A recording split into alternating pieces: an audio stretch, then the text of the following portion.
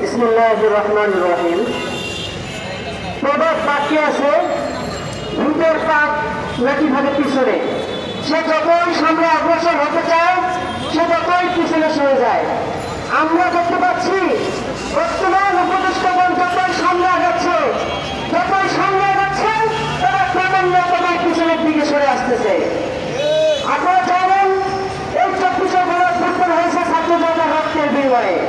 আমরা অস্বীকার করতেছিলাম, রাজনৈতিক করতেছিল না। তারা আমাদের সাহায্য করেছে, ইসলাম আমাদের সাহায্য করেছে, সকল জনগণ সাহায্য করেছে, যার কারণে এই 24শে গণঅভ্যুত্থানে আমরা বিজয় অর্জন করতে পেরেছি। আবু সাঈদ এমন শহীদ হয়ে যায়, আবু সাঈদের রক্তে এখনো আমরা সেই গ্রাম শুনতে পাই, আমরা সেই হাফেজ খোদাইদের রক্তে গাঁজা করে শুনতে পাই। কিন্তু দুঃখজনক বলা সত্য, সেই রক্তের বিনিময়ে আমরা এই স্বাধীনতা অর্জন করলাম।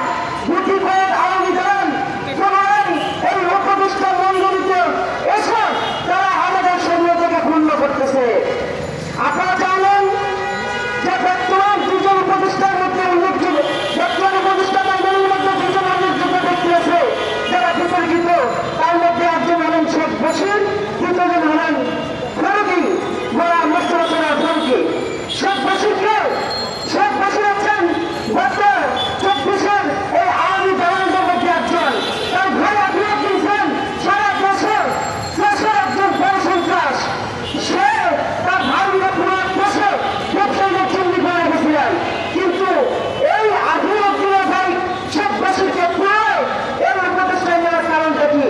আমরা দেখতে পাচ্ছি বর্তমান উপদেষ্টাগণ এই আওয়ামী দলকে নিয়ে পুনরায় আওয়ামী লীগকে পুনর্বাসনের চেষ্টা করতেছে।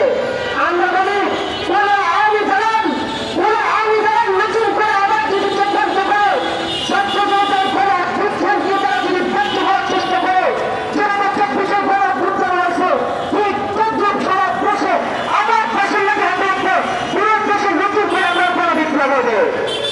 সংগঠন থেকে আমরা বলি যে আমরা 24 ঘন্টা আলটিমেটাম দিয়েছিলাম। ওনারা মনে করতেছে কি গুটি কয়েকজন দাঁড়িয়েছি তাই নয়, আমাদের হাতে কেউ নাই। আপনারা ভুল রাখতেছেন। আপনারা